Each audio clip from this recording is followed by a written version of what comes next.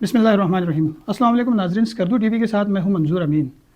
گلگت بلتستان کی تاریخ کے اعتبار سے دیکھا جائے تو لامحالہ یہاں کی ثقافت تہذیب کا جو ایک باب کھلتا ہے وہ نہ تھمنے والا سلسلہ چلتا ہے، مگر بعض اوقات اگر آج کے اس میٹیریلسٹک دور میں اور جہاں پر گلگت بلتستان کی تاریخ کے ساتھ ساتھ جڑتے ہوئے مضمرات سامنے آ رہے ہیں، وہیں پر تعمیر و ترقی کے حوالے سے بھی یقیناً کچھ افراد کی کاوشیں اور کچھ افراد کے جو جدوجہد تھی اور ان کی جو سوچ تھی، اس کے اثرات اور اس کے جو شاہکار ہیں وہ آج بھی نظر آ رہے ہیں۔ بلتستان کے حوالے سے بات کی جائے تو یقیناً بہت سارے چشمدید گواہ بھی ہوں گے کہ بنات گل افریدی کے نام سے یقیناً واقف ہوں گے، اور ان کی جو سوچ تھی وہ تعلیم کے حوالے سے اور بالخصوص بلتستان کی ترقی اور تعمیر کے حوالے سے کیسی تھی، اس حوالے سے بات کرنے کے لیے آج ہم ان کے فرزند محترم جناب جنرل جمیل الرحمان صاحب کے ساتھ موجود ہیں۔ یقیناً ان کی اپنی بھی زندگی وہاں گزری ہے اور ان کی اپنی بھی حسین یادیں لڑکپن کی اور جوانی کی گزری ہوں گی۔ ان کے ساتھ ساتھ پاکستان آرمی میں انہوں نے سروسز دی ہے، تو اس حوالے سے بھی ان کی یادیں ہوں گی۔ لیکن اس سے قبل کہ ان کے حوالے سے بات کی جائے، بہت ہی نامی گرامی شخصیت، سیاسی اور سماجی شخصیت، سابق اسپیکر گلگت بلتستان اسمبلی فدا محمد نشاط صاحب بھی ہمارے ساتھ موجود ہیں۔ بنات گل افریدی کے حوالے سے ان کی رائے جانیں گے، اور انہوں نے نہ صرف ان کے ساتھ کام کیا ہے بلکہ ان کی سوچ کے حوالے سے اس پر بھی انہوں نے اپنا شانہ بشانہ اپنا رول ادا کیا ہے۔ نشاط صاحب، سب سے پہلے تو ناظرین کو یہ بتا دیجئے کہ بنات گل افریدی کون تھے اور ان کی کیا کنٹریبیوشن تھی، کہ یقیناً مجھ جیسے ایک طالب علم کے لیے بھی بنات گل افریدی کا جب نام کہیں پر ذکر آتا ہے تو احترام کا ایک جذبہ میرے دل میں ابھر آتا ہے۔ تاریخی اعتبار سے، تعمیر کے اعتبار سے مختصراً ہم چاہیں گے کہ ان کے حوالے سے آپ گفتگو کریں۔ شکریہ منظور صاحب۔ اللہ کا فضل و کرم ہے، میں جب سروس میں آیا تو اس وقت وہاں پولیٹیکل ایجنٹ فیض اللہ خان تھے۔ فیض اللہ خان کے دور میں وہاں کلرک بھرتی ہوا، اور بنات گل صاحب جب وہاں پولیٹیکل ایجنٹ بن کے آئے تو اس وقت میں انہی کے دفتر میں ہی کلرک تھا۔ تو بنات گل صاحب بڑے دور رس سوچ کے مالک تھے، اور انتہائی زیرک اور انتہائی علمی شخصیت، اور وہ پہلے پی سی ایس افسر تھے گلگت بلتستان میں۔ اس سے پہلے جو فیض اللہ خان تھا وہ جی اے آر تھا، یعنی جنرل ایڈمنسٹریٹو ریزرو کے تھے۔ تو بنات گل صاحب جب تشریف لائے تو انہوں نے کئی ایسے خدمات انجام دیے۔ ابھی قدردان فاؤنڈیشن نے جن کے لیے ایوارڈ دینے کا فیصلہ کیا ہے، علی شیر خان آنچین ایوارڈ، اس میں بنات گل صاحب کا بھی نام اسی لیے آیا ہے کہ انہوں نے تعمیراتی حوالے سے، ترقیاتی حوالے سے بہت دور رس نتائج کے حامل منصوبے مکمل کرائے۔ مثلا سب سے اہم چیز تعلیم ہے۔ تعلیم انسان اور حیوان میں فرق جو ہے وہ تعلیم کی ہے، سوچ کی ہے اور تعلیم کی ہے۔ تو بنات گل صاحب نے پہلی مرتبہ بغیر کسی جو ہے مکمل PC1 کے انہوں نے وہاں کالج شروع کر دیا، انٹر کالج۔ اس وقت وہاں ایک حشمت اللہ خان نامی انسپیکٹر اسکول ہوتا تھا، اس کو پرنسپل بنایا، اور مجھے بھی اس کالج میں پہلی مرتبہ کلرک بن کے جانے کا موقع ملا۔ وزیر فیض احمد صاحب ہیڈ کلرک بن گئے، ظاہر علی شاہ صاحب جو ابھی جیسے طاہر شاہ صاحب کے بڑے بھائی ہیں وہ، تو وہاں انہوں نے انٹر کالج شروع کر دیا، جو آج کل بڑھتے اللہ کے فضل کرم سے آج کل بلتستان کی ایک علیحدہ یونیورسٹی بھی قائم ہو گئی۔ نئے بازار کا سوچ بنات گل خان افریدی صاحب کا ہے۔ بنات گل صاحب اس وقت ایک تنگ سی جو ہے، وہ پرانا بازار اب بھی موجود ہے، آپ دیکھیں۔ اب اگر آج وہی بازار ہوتے تو اس بازار میں کسی کے لیے چلنا بھی آسان نہ ہوتا۔ بنات گل صاحب نے اس کو باقاعدہ ایک علیحدہ ڈیزائن کے ساتھ ایک بازار بنایا۔ آج بھی اتنا عرصہ گزرنے کے باوجود ہم آج محسوس کرتے ہیں کہ وہ بازار اب بھی تنگ ہے۔ بنات گل صاحب کی سوچ اس وقت یہ تھی کہ وہ دونوں طرح کی سڑکیں جو ہے وہ 50 فٹ چوڑی ہو، لیکن لوگوں نے وہ ہونے نہیں دیا۔ اسی طرح جو ہے بنات گل صاحب نے جو ہے وہ یہ سڑکیں بنایا۔ مثلا شیگر کے لیے روڈ ہی نہیں تھا، حالہ شیری سے بنوایا، خپلو کا روڈ اس نے حالہ شیری سے کام شروع کر دیا، اور پھر کشتی میں گاڑی ڈال کر پار کر کے پھر اسے جانے کا یہ۔ تو اس طرح کے اچھے کام کیے، تو قدردان فاؤنڈیشن نے ان کو بھی اس کا حقدار قرار دیا.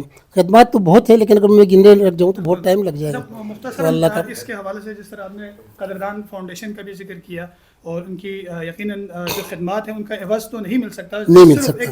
یاد دہانی کے لیے کہ اب بھی بنات گل افریدی کی خدمات ہمارے ساتھ جڑی ہوئی ہیں اور ان کی سوچ یادیں ہمارے ساتھ جڑی ہوئی ہیں. ایک مختصر چونکہ بنات گل افریدی صاحب کا جو تذکرہ ہوتا ہے تعمیر و ترقی کے ساتھ ساتھ ایز اے ریسرچر اور ایز اے مصنف بھی ان کا رول بنتا وہ ہے. دیکھیں نا انہوں نے اس سے پہلے بلتستان کے حوالے سے صرف ایک کتاب جو حشمت اللہ خان اس وقت ڈوگرہ دور میں وزیر وزارت بھی رہے تو اس کی ایک کتاب تھی تاریخ جموں, اس میں ایک چیپٹر ہے بلتستان کے حوالے سے. لیکن یہ بنات گل صاحب تھے جنہوں نے اس وقت کے جو وہاں ان کے ساتھی تھے, وزیر غلام مہدی صاحب علی گڑھ کے فارغ التحصیل تھے, وزیر محمد اشرف خان علی گڑھ کے فارغ التحصیل تھے, خواجہ صفدر الدین سری پرتاپ کالج سرنگر کے فارغ التحصیل تھے. ان سے مل کر مقامی جو بزرگ لوگ ہیں ان سے معلومات حاصل کر کے ایک کتاب تصنیف کی. اگرچہ وہ کتاب انگریزی میں ہے بلتستان ان ہسٹری, تو وہ بنات گل صاحب نے لکھی تھی. تو ان کو دیکھو انہوں نے جو مواد اس وقت میسر تھی اس کو کلیکٹ کر کے لوگوں آج ہم تک پہنچایا ہے. اس کے بعد میں یوسف حسین آبادی نے بلتستان پر ایک نظر کتاب لکھ دی, اور بھی ہمارے حسن حسرت صاحب نے کئی کتابیں لکھ دی, نسیم صاحب نے کتابیں لکھ دی, اپنا سید عباس کاظمی نے لوک گیت پر ایک کتاب لکھ دی, بعد میں بھی ایک دو کتابیں اور لکھ دی. وہ آ گیا. ہاں میرے بھی 2-4 ہیں. بہرحال میں سمجھتا ہوں یہ جو ابتدائی جو کی وہ بنات گل صاحب نے کی دور جدید کے حوالے سے. بہت بہت شکریہ ناشا صاحب. یقیناً ان کے حوالے سے اگر گفتگو کی جائے تو نہ تھمنے والا ایک سلسلہ شروع ہو سکتا ہے, کیونکہ نہ صرف آپ نے ان کے ساتھ کام کیا ہے بلکہ ان کی خدمات سے واقف بھی ہیں. لیکن ہم چاہیں گے کہ یہاں پر جو ہمارے بنات گل افریدی صاحب کے فرزند اور جناب جنرل جمیل الرحمان صاحب, ان کی میزبانی میں بھی ہم یہاں پر موجود ہیں, اور ہم چاہیں گے کہ اسکردو میں یقیناً آپ کی یادیں گزری ہیں, اور جیسے کہ ناشاد صاحب نے ان کا ذکر کیا, اس سے زیادہ ہم سننا چاہیں گے کہ آپ کی جو یادیں تھیں اور والد محترم کی جو آپ کی خدمات تھی اس حوالے سے بلتستان کو کس نظر سے آپ دیکھتے ہیں اور اس کے حوالے سے آپ کی کیا سوچ ہے, یہ ہم آپ سے جاننا چاہیں گے. بہت بہت شکریہ. میری تو بہت ساری یادیں ہیں. ابھی جب آپ نے مجھے چھیڑا ہے تو میں جو ہے نا وہ میموری ریوائنڈ کر کے بچپن کے دور میں پہنچ گیا ہوں. کیونکہ میں بچپن میں بھی ادھر تھا اور میرے استاد بھی تھے ادھر, مطلب کہ چھوٹی جماعت میں بھی میں وہ ادھر اسکول میں پڑھا ہوں بالکل شروع کے دنوں میں جو ہے نا. اور وہاں پہ بڑے شفیق میرے اساتذہ تھے, انہوں نے بہت جو ہے نا شفقت سے جو ہے نا ہمیں تعلیم دی تھی. اس کے بعد تو پھر میں ایبٹ آباد چلا گیا تھا. لیکن ایبٹ آباد میں جب میں تھا اور والد صاحب اس وقت پولیٹیکل ایجنٹ تھے تو چھٹیوں میں آتا تھا ایبٹ آباد سے, جو ہے نا چھٹیاں ہوتی تھیں تو میری چھٹیاں ادھر گزرتی تھیں. اور اس دوران میں جو ہے نا میں دیکھتا تھا کہ والد صاحب کتنے انہماک سے جو ہے بلتستان کی ڈیولپمنٹ کے لیے جو ہے نا وہ کوشاں رہتے تھے.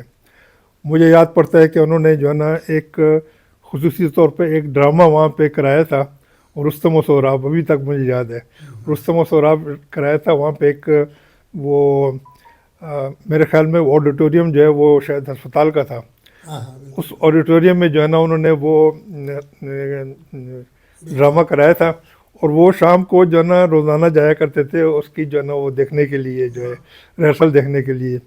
اور سب لوگوں کو انہوں نے پھر ادھر اکٹھا کیا تھا. اس طریقے سے انہوں نے ایک جو ہے نا مطلب کہ لوگوں میں جو ہے نا سیر و تفریح کا اور ایک سماجی جو ہے نا انقلاب لانے کی وہ کوشاں تھے کہ لوگ وہاں پہ جو ہے نا وہ ان کے جو ہے نا مطلب طرز زندگی میں جو ہے نا نئی چیزیں جو ہے نا انٹروڈیوس ہوں. اس کے بعد جو ہے نا یہ اسکول ان کا جو ہے نا ان کا کاوش تھی کہ جی اسکول کو بڑھایا جائے اور اس میں جو ہے نا ہائی اسکول سے جو ہے نا وہ اس کو انٹرمیڈیٹ کر دیا جائے. تو مجھے یاد ہے کہ میں نے میٹرک کا امتحان دیا تھا تو میں جب واپس آیا تو ان دنوں میں فارغ بیٹھا ہوا تھا. تو والد صاحب نے ایک دن مجھے کہا تم جا کے ادھر اسکول میں ڈرائنگ پڑھایا کرو. تو میں نے وہاں پہ جو ہے نا وہ ڈرائنگ بھی پڑھائی ہے چند دن, کچھ تقریباً مہینے بھر جو ہے نا ادھر میں ڈرائنگ پڑھاتا تھا کیونکہ چھٹیاں تھیں. تو وہ جو ہے نا اس طریقے سے انہوں نے جو ہے نا مطلب ہے کہ بہت ان کی کوشش ہوتی تھی کہ کسی طریقے سے اس کو ڈیولپ کیا جائے اسکردو کو اور بلتستان کو.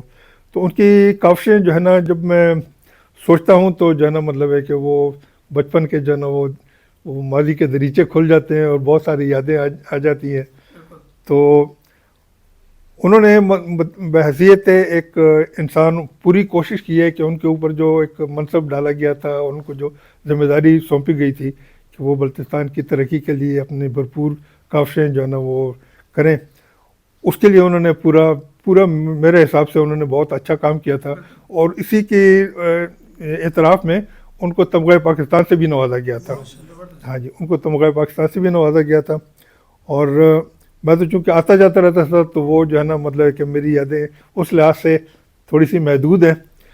मेरा छोटा भाई जो है ना उधर रहता था, वो जो है ना मतलब है कि बड़ी सब लोगों को जो उधर हैं उनको याद होगा कि वो और बाकी सारे बच्चे किश्ती में बह गए थे और वो दरिया मतलब कि दरिया सिंध में वो बच्चे जो है ना वो खेलने के लिए नीचे गए तो हाँ जी उनके जी, तो वो लोग जो है ना वो दरिया में जो है ना किस्ती पर बैठी हुई थी तो उसमें बैठ गए और किसी ने कहा यार चप्पू भी चलाते हैं तो वो चला दिया। अब छोटे बच्चे थे तो वो तो दरिया में पानी में बह गई, वो एक मुसीबत ही पड़ गई। बड़ी मुश्किल से जो है ना रात के कोई 2 बजे वो तो अल्लाह ताला का फजल करम हुआ कि कहीं जाके उनकी किश्ती जो है ना पत्थरों में कहीं फंसी तो वो जो है ना वरना बह ही जाते तो के आसपास में कहीं निकल आते। हाँ जी, तो वो तो बहुत सारी जो है ना यादें हैं हमारी जो है ना। तो अभी किन किन का जिक्र करूँ, लेकिन यह है कि मैं बड़े मतलब खुलूस से दिल से जो है ना मतलब कि ये चाहता हूँ कि उन्होंने जो वहाँ की तामीर और तरक्की के लिए जो कोशिश की थी और जो बिल पहुँचा था, ये देखकर बहुत खुशी होती है कि उसका जो है ना समर अभी मिल रहा है गाँव पे। और अल्लाह ताला बल्तिस्तान को इसी तरीके से तरक्की से नवाजे और इनका जो है ना बड़ा ताबनाक फ्यूचर हो। बहुत शुक्रिया मोहतरम जमील रहमान साहब और फ़िदान आशाद साहब का शुक्रिया कि आपने इस वसातत से गुफ्तगू की। और यकीनन जो नाजरीन इस वक्त हमें देख रहे होंगे वो भी उनके भी बहुत सारे लोगों की यादें आपसे जुड़ी हुई होंगी। हो सकता है कि एक आध आपको पहचान भी ले और आपसे राब्ते भी बढ़े। और इस मौके पर खुसूसी तौर पर शुक्रिया अदा करेंगे कदरदान फाउंडेशन का कि उन्होंने एक जो कदरदानी का सिलसिला जारी रखा हुआ है उसके हवाले से इस्लामाबाद में गिलगित बल्तिस्तान की तामीर और तरक्की और बिलखुसूस बल्तिस्तान की समाजी फलाही शख्सियात को इकट्ठा करने और उनकी कदरदानी करते हुए उनके शायान शान अली शेर खान अंचन अवार्ड का जो एक सिलसिला शुरू किया है उसके समरात आने शुरू हुए हैं। और उसके बदौलत हम तारीख़ी शख्सियात से और ऐसे लोगों से हम मिल रहे हैं कि जिनकी बेबहार जो है कुर्बानियाँ हैं और उनकी काविशें हैं बल्तिस्तान की तामीर के हवाले से। खुसूसी तौर पर शुक्रिया अदा करेंगे काचो इफ्तिखार साहब का कि उन्होंने ये सिलसिला जारी रखा। और उसके साथ साथ नामी ग्रामी समाजी शख्सियत इकबाल शम्स साहब हमारे साथ मौजूद हैं कि जिन्होंने इस तमाम तर सिलसिले को एक कड़ी में पढ़ते हुए यहाँ पर हमें जमा होने का मौका दिया। और काचो जुनैद साहब का शुक्रिया, हमें मावनत कर रहे हैं, तो आपका बेहद शुक्रिया। इंशाल्लाह फिर किसी शख्सियत के साथ नई किसी मौजू के साथ खिदमत हाजिर होंगे, तब तक के लिए अल्लाह निगहबान।